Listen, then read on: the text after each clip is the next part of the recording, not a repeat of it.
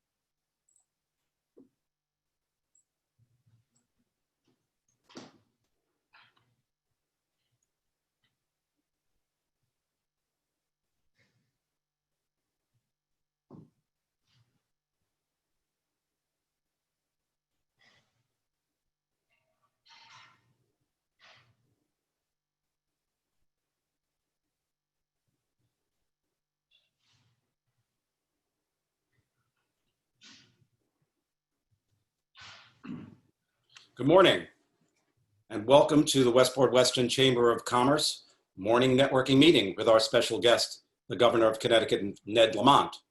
It's being sponsored by Brenton Point Wealth Advisors. If you have issues about the market, the economy, or their portfolio, please contact them. It takes sponsorship to make sure that things at the Chamber do work properly and run. As always, we work with the Westport Library when it comes to business issues, and for a few seconds, we'd like to introduce Bill Harmer, Executive Director of the library, who was always our collaborator on these events. Bill? Thank you, Matthew. Good morning, everyone. On behalf of the Westport Library, I want to express our appreciation to Governor Lamont for his exceptional leadership over the past few very difficult months. His thoughtful and well-considered plans have helped mitigate the impact of this unprecedented public health crisis on our health and safety, and we're very pleased and excited to have him here in Westport today. Thank you. Thank you, Bill. So as you know, we run these different events over the weeks and months that we've been dealing with this crisis and brought in different special guest speakers from state senators, first selectmen, as well as state representatives. But today we have a very special guest. We have the 89th governor of Connecticut, not Massachusetts, of course. And I'm very pleased to introduce Ned Lamont to speak to us, and then afterwards we'll have a Q&A. And if you have questions, please use the Q&A tab, ask the questions, and we'll try to get to your questions. And now I'd like to introduce Governor Ned Lamont. Matthew, thank you. Good morning, everybody. And Bill, you can get that library open today if you want to. I noticed that maybe 10 of our 200 plus libraries across the state were actually planning to open today, which tells you you have an opening date, but you got to give everybody confidence and time to get going. You have one of the most amazing libraries in the state. I was there for the reopening.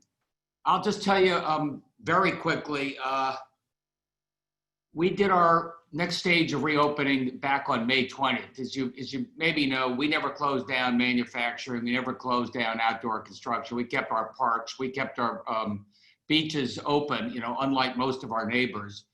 But based upon what we saw last month when we did stores, when we did outdoor dining, our hospitalization rate is down another 50%. And since then, our infection rate continues to be at about 2%, which is very low, which means 2% of everybody that we tested tested positive. Let's say, a couple months ago, that was closer to 25%. But we're not out of the woods. I was talking to the governor of Arizona the other day.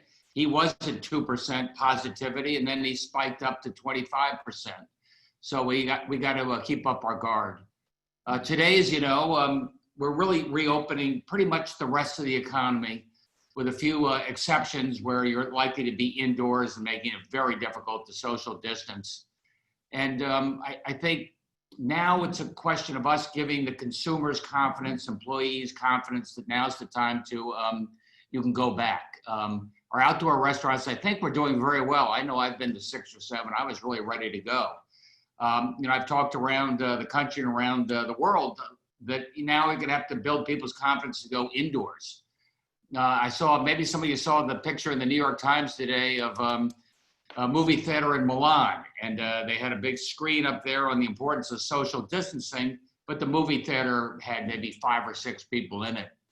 So for us to get our economy going again, we've got to give people confidence they can do it safely. I think our first real month since our phased reopening shows that Connecticut is doing appropriately. Frankly, New York and New Jersey, Rhode Island, Massachusetts, all of our neighbors here also have a low infection rate. So we felt more confident as well, opening up for tourism, opening up our hotels. Let's say a couple of months ago, we didn't really want a lot of people from Midtown, downtown New York City coming up because of their very high infection rate.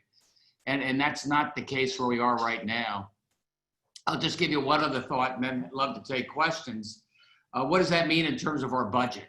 Because that's an issue. Right now, because we kept our rainy day fund intact, despite some pressure, we've got a bit of a cushion. And if the economy comes back by the end of this calendar year, we'll be in pretty good shape, which means we'll have to tighten our belts, but I don't see any drastic cuts and I don't see any big tax increases. If the economy falters again, later fall, if there's a surge or something, it's jump ball where we are. But I can tell you that we're in really good shape compared to most of our peer states. Many of whom are out there borrowing just to pay operating expenses right now. And what the federal government, they threw a lot of money at this problem. Let's be frank about it. In terms of PPP, paycheck protection. I hope David Lamont's on. We had, I think half of our small businesses, over half, got some of that. They did helpful on testing, but they're not very clear on what we're doing. What hit us and what hit every other state is the collapse of revenues. Our income tax revenues obviously went way down. And unlike other recessions where sales tax is a little more stable, in this case, sales tax revenues dropped like a stone as well. So we're working hard with David Lamont, our DECD director, to see what type of recovery we have. We wanted, I don't know about a V, but I think we want it to keep coming back steady. And I think we'll be okay. What I don't want is a W and it goes back down. And you're seeing that in about over half of the other states right now as they think about restricting access again and reinstating stay-home orders just because of the surge they've got there. Not in Connecticut so far, not in terms of our neighbors so far, but we're careful. We've had big protests with thousands of people. The casinos opened up. I wasn't a big fan of that. I thought they should wait a little bit. Beaches are getting pretty warm and people are having fun. But so far, I think Connecticut has been pretty good about keeping their guard, wearing their mask. And I think that's why we feel confident about opening today and going forward. And by the way, if you notice, the real estate phones are ringing off the hook. We'll see what that means in terms of the future of our state and our region. Back to you guys. Thank you, Governor. We appreciate you being here. And I'm so happy that David Lamont is also on board. He is owed a great deal of thanks from this entire community for all the work that he's done. You've got a great right hand with you up there in the Capitol.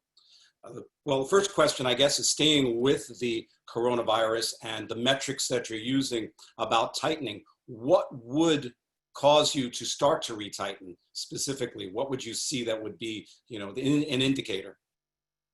Well, one, capacity at our hospitals. We got close, water got up close in the bathtub, almost started overflowing, especially down in Fairfield County. A couple of months ago, we always maintained just enough capacity, especially in our ICU units. Right now, we have really good capacity, but if I saw capacity started eating up again, we got closer to having to restrict access. At that point, we'd have to think about tightening. And more broadly, I look at that positivity rate, like I said, not the infection rate, because the infection, the number of people who test positive is really a function of how many people are tested. But the percentage of those tested is really important to us. And I've said what a leading indicator of that is in Texas and Florida and Arizona, those places flaring up. So those are the two things I look at most closely. Good news is we have We have the gowns, we have the masks. You know, that was a struggle a few months ago. We were, you know, all over China trying to do what we could.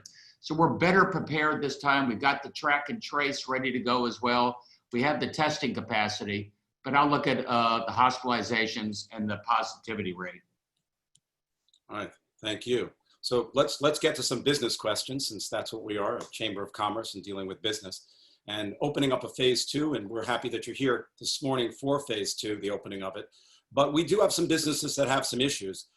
Some are being threatened with evictions. And New York and Massachusetts have policies that don't allow for evictions of commercial lessees. Connecticut doesn't. What can we do to help these businesses from losing everything if they are evicted? I think I'll probably get David to weigh in on this, but first of all, for residential, we had a no eviction policy, but this is a problem. All that meant was that maybe you didn't pay rent for a few months, maybe you didn't pay your utility bills for a few months, but those bills are coming due. So by the end of July, we're really going to have to see, you know, where we are, making sure that everybody can stay the course. We put in place a loan program, at least for some landlords, to help them carry through to that date. David, do you have anything else on that? All right. Can you guys hear me? Yes, we can. Sorry, fine, perfect. Yeah, I would just add, and we've gotten this request from others, Matthew, and I appreciate the question. From our perspective, a couple things here. You know, one, the PPP program that the governor mentioned, where close to 60,000 businesses have gotten these PPP loans. 25% and now 40% of that loan can be utilized to pay for rent and other utilities and other kind of monthly expenses. And that was one of the thought processes. We want to get that money into our state to our tenants and then ultimately to our landlords. So we felt that was, you know, it was wise to kind of stay away from the landlord-tenant relationship as a result of that. You know, we probably had more questions and requests about this back in March and April, less so now. If there are specific, you know, issues or landlord-tenant issues where the state might be able to be helpful, certainly folks can reach out to me, but I'm not sure there's much more that we can be doing at this point in time, as we're really trying to get the economy open so folks can have customers and can pay rent, and we can resume, you know, whatever the new normal is right now. All right, thank you. And again, David, thank you for all your hard work. We really appreciate it. So another question, Governor, you were on WCBS radio a couple of days ago and you talked about how you thought commutation into the city was going to stay lower than what it had been. How is that going to change where we invest in infrastructure moving forward in the state? So first of all, ridership on Metro North was down 95% during the peak of the pandemic. And you guys would know better than I do, but it hasn't come back all that much. So my instinct is that you're going to find people found telecommuting works, a little less urgency to be in New York City 5 days a week if that's where your job is. I think this is positive for, you know, Connecticut and the greater New York metro area, because you're going to have a lot less back and forth if I had to make a hunch. We've got a number of businesses, not to mention residential, that are taking a second look at Connecticut.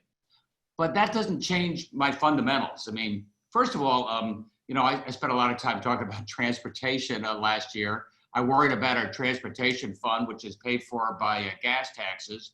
I thought we could speed up Metro North from Westport to New York City by 15 minutes, which would have been dramatic. We could have been able to do that. So I do worry now that our gas tax revenues are down, people are driving less, price of gas is down. So we still have to do a lot of basic blocking and tackling management of our roads. The other thing I really cared about was getting some of the exit ramps on I-95 cleaned up, give a longer exit lane. That could have brought down travel times by, again, 10, 15 minutes. You don't need another whole lane on I-95. That would have been crazy. But you can fix some of those choke points and made a difference. So I don't think fundamentally that's changed in terms of where we ought to be going forward. But I think in terms of capacity, you're right. We may not need quite as much capacity as we thought on Metro North and our highways. There may not be quite as much back and forth. Okay, thank you. So as you mentioned, the real estate market seems to be booming here, and clearly there's flight from the city out to the suburbs area, and Fairfield County is getting its fair share. We've put together a group called the Fairfield Five to try to bring more business into the area. How can you aid this group and the towns here in bringing more business to Fairfield County and taking advantage of this new situation? I'll start, and then David can tell you about the deal. But I thought for the last 20 years, the state spent too much time leading with incentives. How much can I pay you? What type of a deal will get you here in the state? I thought it was really important for us to show where we're going to be in terms of transportation. B, especially now, our schools are going to open. You'll be opening in September. You can count on that. Give people some confidence there. And perhaps most importantly, show that we're getting our fiscal house in order. Obviously, we've been very topsy-turvy over the last generation. That's perhaps scared some businesses as well. So we're trying to do everything we can to show people that we kept our rainy day fund. We haven't had to raise taxes, since I've been in office, and we're relatively better shape than a lot of our peers right now. I think those are three ingredients, plus the fact that greater Connecticut area, easy access to New York, nice place to visit, may not want to live there right now. We got the wind to our back. David can talk about the specifics of other things we're doing as well. Yeah, I would just mention, Governor, one of the things we're really focused on now as we move from reopening to recovery is, how do we market the state given what was a headwind previously in terms of the attractiveness of big cities, a lot of commuting to Manhattan. It feels like that's going to be a tailwind, at least in the short to medium term. We can debate the longer term, but how do we make sure that Fairfield County and Lower Fairfield County in particular, especially folks that were commuting, and then importantly, some of the larger companies that were in New York or were thinking about a place like New York, making sure that Connecticut and Fairfield County is getting, our fair share of that business and that population. So we're focused really on two main aspects now, one of which is a marketing campaign, making sure that we, I'm starting my video here, making sure that we basically are selling Connecticut and selling Connecticut strengths, our open spaces, the attractiveness of our schools, and again, the attractiveness of what we all love and why we live here, making sure that we're marketing that appropriately.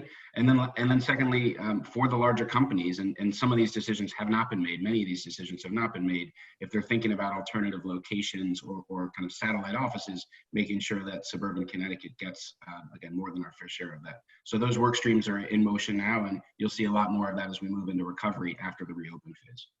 Good, thank you. Just to remind everybody, if you have questions, go to the Q&A button at the bottom, click on it, ask a question, and we'll try to get to it for both the governor and Mr. Lehman. So next question is, the state loan program ran out very quickly, and people are wondering, will there be another round, or will you be relying solely on the PPP money from the federal government? Take that, David. Sure. Yeah. So there will not be another round. Not in the Connecticut Recovery Bridge format. We'll give out, I think, in excess of 2,300 or 2,400 loans when all is said and done. We funded almost 2,000 loans at this point. So we're really trying to finalize that program. And the reason there won't be another round, and at least in this current format, is the PPP program that we referenced earlier, that is still out there. There's still $100 billion of funding left. That will go away at the end of this month, but it feels like a lot of the small businesses that have needed that type of loan have gotten them. We actually saw some folks in the Recovery Bridge decline our loan at the end of the day because they got a PPP loan. So, will we do something different as we get into that recovery phase again and we want to incentivize job creation and investment? We likely will. It'll probably be a partnership with banks in the private sector as opposed to the state doing it. But right now we've hit the pause button, and it feels like a lot of money has come into the state in our businesses, which has been great. Well, let's stay with money. Obviously, go ahead.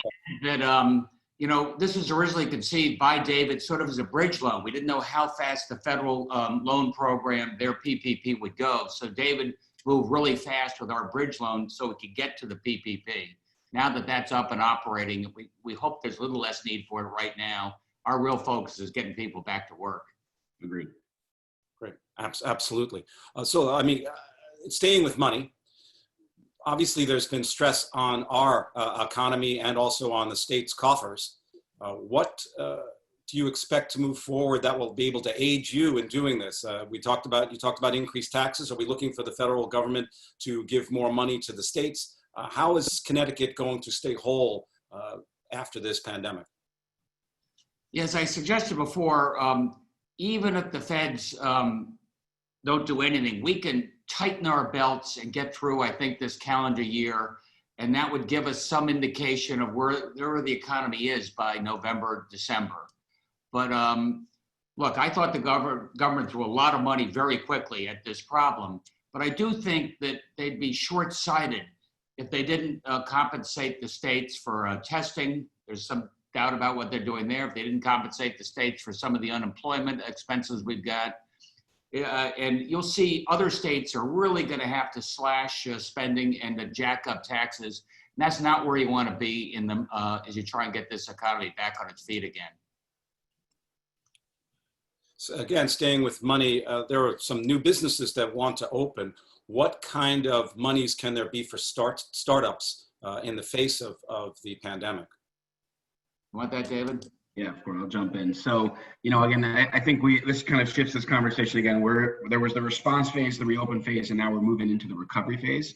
It's my intention to work with the legislature on, what are the right policies that we need to have in place, and if capital access for startups in particular is one, and we still need to understand, how the venture community, how the banking community is going to come out of this. I do view this as different than the financial crisis, based on who this disease is impacting economically, but we'll need to track that very closely. Right now, Connecticut Innovations is actually one of the largest venture firms, not just in the state, but in the region and in the country. And Connecticut Innovations works alongside a lot of other private sector firms. They do have state money. It's a quasi entity, and they do invest in a lot of high growth startups. So for those that aren't connected with CI, I'm happy to make that connection, but that's the main entity now from the government's perspective, again, working alongside the private sector. But will we do more potentially in the recovery phase is something we'll certainly look at if there's not capital access out there. All right, thank you. That was a very good answer. Hopefully the person who asked the question heard it and will be able to contact you and move forward. So what kind of coordination is there between you and the surrounding states, New York, New Jersey, Rhode Island, et cetera, to have this all move forward together and make sure that the virus stays at bay? Well, there was virtually no coordination going back a couple of years, and every state was very competitive with each other. That started changing before COVID. We just realized, how can we do transportation if I don't work with Andrew Cuomo? It doesn't do any good to speed up the train right to the Westchester border.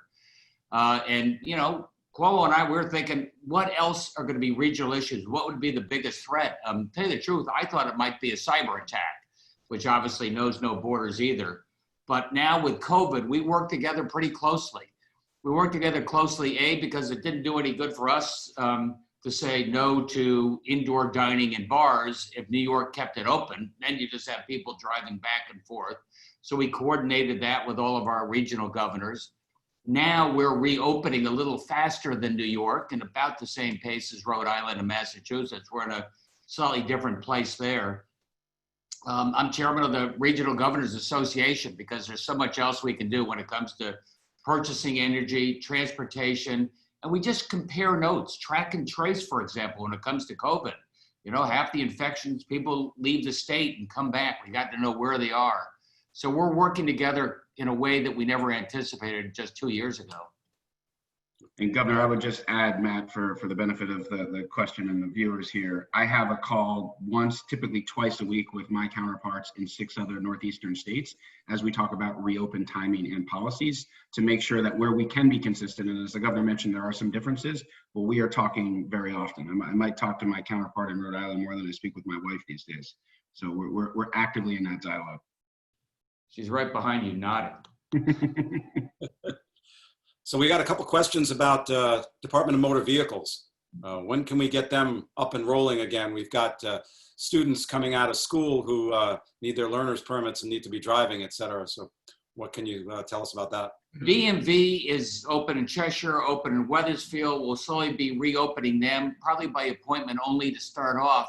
But in particular, when it comes to getting your license, we're going to be working with a couple of private contractors so we can ramp up capacity pretty quickly and make sure that these kids can get their license more or less on a timely basis. As you know, we've got a 4-month backlog. We have a 4-month backlog of a lot of things, cases in the courts, for example. But a lot of the rest of government had to keep going when it came to social services and people with disabilities, obviously corrections. So we're going to catch up on DMV as well very quickly, mainly working with the private sector. Yeah, I would just add, Governor, I was on the phone with my counterpart at DMV right before this call, and we're talking about protocols and how do we do this quickly. We understand the urgency here and the need. Thank you.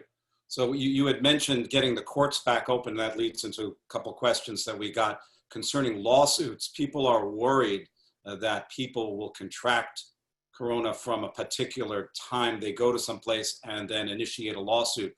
What can we do to allay those fears or protect businesses or consumers from such lawsuits? Well, there's nothing I can do within my executive powers as governor on that. I had a lot of authority when it came to public health, but I don't have quite that there. But more importantly, look, all the employees want an automatic presumption for workman's comp that it was COVID related. We're not doing that. We got a lot of businesses who say I want absolute liability protection. I'm not doing that either. But we have done, and thanks to David, is put in place a very clear set of protocols that other states are using right now. And I think it's going to be some protection for our businesses. They say we followed the protocols, we tested the protocols, employees can call in if there are any complaints. And that will be a protection against liability. I did give hospitals liability protection. I did give nursing home liability protection. I could do that in the middle of the COVID wave, just because it was like a MASH unit out there, Matthew. And we had to do everything we could to make sure that they could take in the patients. We could bring in retired nurses and doctors, do everything we could to make sure we could contain that. All right, thank you. As we move into the cooler months and restaurants need to start shutting down their outdoor dining, which is by this point, starting today, will be 50% of their business and 50% inside.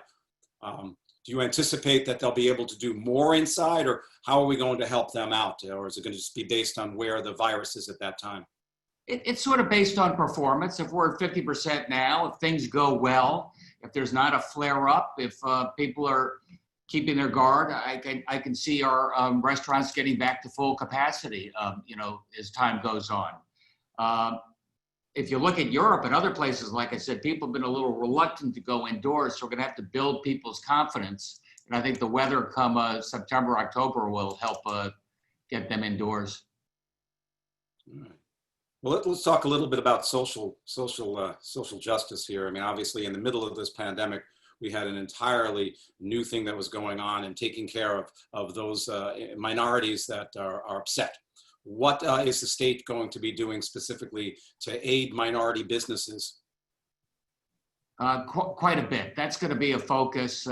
We've got some COVID-related money, talking to David, putting together a fund to help those women and minority-owned businesses get back on their feet, get going. We've already done, what, 20 million so far, 15 million, David? Yeah. We've done roughly 15% of the close to 50 million we'll put out in the Connecticut Recovery Bridge is going to minority businesses, not women-owned businesses, minority-owned businesses. And then we did an extra 5 million, which basically doubles that in a program just for minority small businesses up to 20 people. And there's more coming. So sorry, I didn't mean to interrupt, Governor, but keep going. But that's what we've done to date. Yeah, more broadly, I got to tell you, Matt. This is just a body blow. I mean, you wouldn't believe how it hit a nerve across the state, blacks, whites, everybody. The protests have been large, really towards a strong, positive communal sense that this is wrong, we got to stand up. I, as a governor, was also worried about a bunch of people arm in arm, sometimes not wearing masks in the middle of COVID. So I've been careful about where I've gone in terms of this. Our state police, by the way, I just think have led by example. You maybe know they've been real violence and looting in Providence and Brooklyn and Boston. We haven't really had that here because our police have been working with the protest leaders, making sure we kept things under control. All right, thank you. So let's stay with, moving forward with the election that's coming up, primary general election.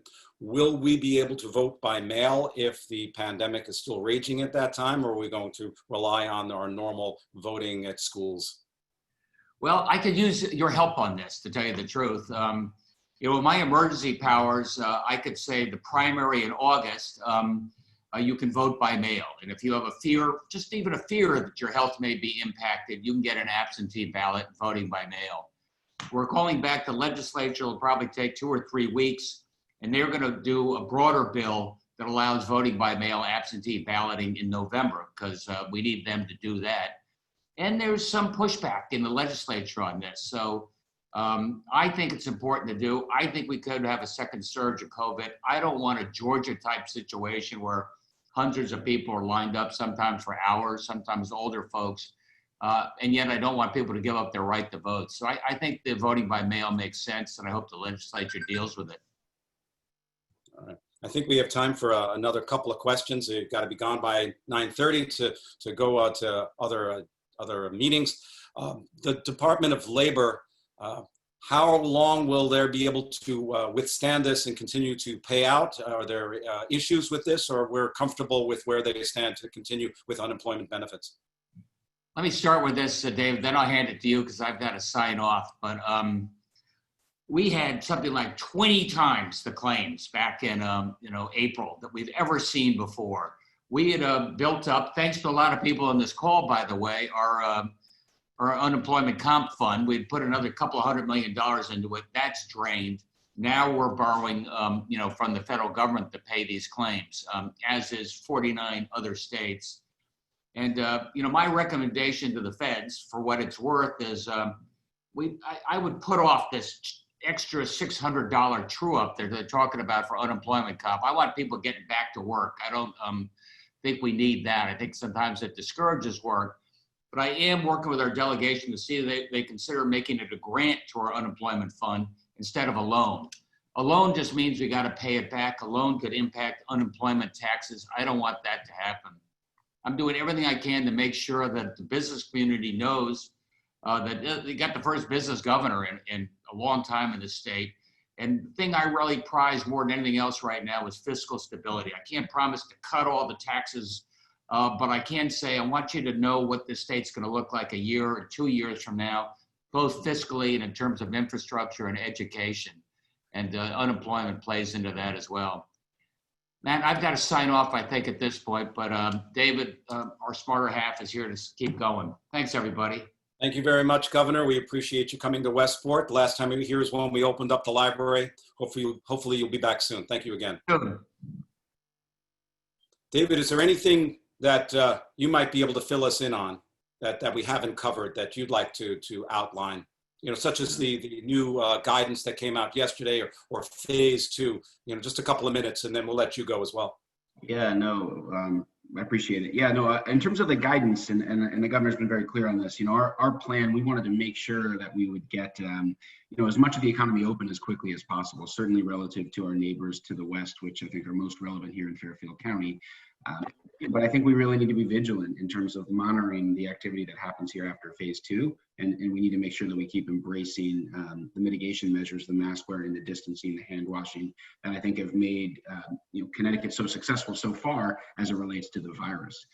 So this is a really big and important phase for us, and I'm optimistic, candidly, but I think we can't let our guard down, as the governor said. So that's I was asked the question yesterday, or the governor was, what keeps you up at night? Making sure that we continue to embrace the mitigation measures, and no one should be declaring victory right now, because that's not where we are. Outside of that, I'm very bullish and optimistic on certainly the short to medium term in terms of the state, the attractiveness of the state to businesses, to residents. The governor referenced our fiscal situation. Yes, we have a lot of debt. Longer term, we need to address that. But in the near term, our tax structure, our industry mix, our deficit, if you will, on a relative basis, looks better than a lot of other states. Moody's put out a report in May, and we were in the top quartile there. So I think we really need to take advantage of this moment as we get into the recovery phase to grow the economy and really further our kind of pro-business agenda and the fiscal stability agenda that the governor set forth. All right, sounds good. Can you tell us, phase 3, is that on track as you're seeing this? Are you waiting to see how the curve of the opening is affecting us? Yeah, phase 3, so it's plus or minus mid-July, call it 4 weeks from today, which I think would be the 15th tentatively, but we'll set that date as we get 1 or 2 weeks out. Yeah, listen, with kind of hospitalizations down 90% at 2% positivity, we obviously want to do more testing. There's mitigation measures in terms of at-risk and vulnerable populations. I think, as you're aware, and most of the people here on the Zoom, 70% of our deaths were in nursing homes and assisted living facilities. So these congregate care facilities for seniors, that's been a real tragedy, and we need to make sure that we're protecting those places in particular. And those measures are happening right now. The governor put out a EO on mandatory testing for the workers in those facilities. So things like that we're going to continue to do, and we just need to watch the numbers. I think the risk is, with phase 2 being so significant starting today, what do our numbers look like around July 7th or July 10th? Are we seeing more transmission like some of these Sunbelt states are right now? I'm hopeful if we keep embracing those mitigation measures and be smart and sensible about it, we won't, and we'll have phase 3 and we'll have less virus here in Connecticut. All right. Well, I'm going to let you go so you can go about opening up the rest of the state. We really appreciate you and the governor coming down. And again, thank you for all the work that you do. Yesterday we had a conversation, and I'll be telling people about our car concert that the library and I are putting together in the next couple of weeks. We thank you for your work, and we will see you soon, David. All right, great to be here. Thanks, everyone. All righty. All right, everybody, that is the presentation from the State House, from the governor, and from the director of the economic development for the state. Bill Harmer, are you there? Maybe you can tell us a little bit about what the library has in store for us very soon. You're muted, Bill. There we go. How's that? There you go. Matt, thanks for putting that together. That was fantastic. So real quick, we've definitely got some exciting things happening right now. While the library building's been closed since mid-March, we've continued to serve our community with digital services, remote services, and with our virtual programming. We've seen about a 45% increase in the utilization of our digital services year over year. So the community is definitely has been responding to that during the pandemic. This week, we began the first phase of our reopening plan per the governor's guidelines, offering curbside service and home delivery services. In fact, over 360 people have already signed up for this. So if folks don't know about it, visit our website. All the details are there about the curbside and home delivery service. So check that out. The couple really exciting initiatives that I want to share with everyone.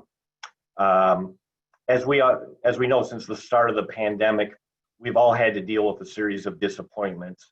And this has been especially true, I think, for young people in our community who, school was, they're let out of school early. They're having to do remote learning. Many of them, weren't able to attend the high school graduation like we did. There's been cancellation of sporting events and even summer camps. So we've come up with a really cool concept to address that, and have created an exciting opportunity for a select group of high school kids. And what we're doing is creating a 5-week-long hands-on documentary filmmaking workshop with, check this out, a 7-time Emmy Award-winning National Geographic filmmaker by the name of Mick Davey. So the workshop runs from July 6th through the 7th. Students will have an opportunity to work together to learn how to make filmmaking, soup to nuts. They'll create a film which they can use for college applications, internships, and more. And then what we want to do when that's done is turn that into either a virtual festival or an in-person festival, and then fly Mick Davey in maybe sometime in the fall or next spring when things are safe to do so, and we'll have a film event at the library. This is a one-of-a-kind opportunity. It's a real win-win. If you were to go to New York City, sign up for a filmmaking workshop like this, it probably is going to cost you several $1,000s. So if you know of any kids in the community that would be interested in doing this, we've got room for 20 or 30 lucky kids to do this. And those positions, those slots are filling up fast. So do encourage them to do that. Tomorrow, Matt, at 7 p.m., we're excited to welcome 2-time Pulitzer Prize winning finalist Howard Bloom to discuss his new book, Night of the Assassins. It's a virtual event. It's free. but you do need to register for it. Just go to our website to find out more about that. On June 25th, we're excited to offer the next installment of our Newsmaker series with Westport CBS reporter Jeff Pegues is going to moderate a discussion with American investor and businessman and Milwaukee Buck owner Westporter Mark Lasry. So that event is on June 25th. They're going to have an intimate conversation about how the pandemic has impacted Major League Sports and business. We're fortunate in that Jim Marpy is going to introduce and welcome everyone for that event. So that's June 25th at 7 p.m. So those are the two of the couple of the big things we got coming up. But Matt, why don't you talk a little bit about some really cool concert events that we've got in store here just around the corner for everyone. Thank you, Bill. Thank you, Bill. We love working with the library. They're a great partner in everything that we do. And so what we have coming up are actually two concerts. And we, as you heard from David Lehman before, we just were approved yesterday by the Board of Selectmen in town, as well as the state, to do the first ever car concert in Westport, Connecticut. And what it will be is we're taking over the Imperial lot, and such as a drive-in movie, instead it'll be a drive-in concert. And you will drive in, and we're proud to say that on July 3rd, we'll be hosting the Tom Petty Project, and they will be performing live in concert on the Imperial lot on July 3rd. Tickets will be going on sale very soon. We are also staying with our Stay Home and Soul concept, and on Saturday, July 11th, 1 week later, we're bringing in Mullet. It's the 1980s cover hair band. They are hysterical. And the price of that ticket is $10.80 because we want to stay with the 80s concept. Both of these concerts are Supper and Souls. And instead of this time building the dinner into the ticket price, we're just asking you to use takeout. And we're talking with the different restaurants, the chamber member restaurants, to participate in this. So in the next couple of weeks, you'll have two different opportunities to see live music. You can either go and see a live show in the Imperial lot from your car. Not in your car, you sit up in front of your car. And that was just what was the hang up while we're waiting for the state to approve that concept, where you socially distant away from everybody else, not in your cars, but in front of your car so you can enjoy the show. And then 1 week later, you can take out dinner and come home and maybe have a few friends over because the state is opening up and you're allowed to have friends over, and set up a big screen in your backyard off of a sheet or whatnot and enjoy some Bon Jovi, some Poison, some Def Leppard to a great band. So these are some of the things that the Chamber is bringing to you. As always, again, this was sponsored by Brenton Point Wealth Advisors, and sponsorship is the lifeblood of any nonprofit. And if any of these events appeal to you, if anything else that the Chamber does or that the library does, and you feel that you want to help sponsor it, you want to get your name out there and associate it with it, we would love to have you call us up and talk to us about sponsorship. That's what we need now as sponsors moving forward. The Chamber was here all during the pandemic. We had everybody's businesses back. Now we need you as businesses, as you begin to open up, to have our back to be able to move forward.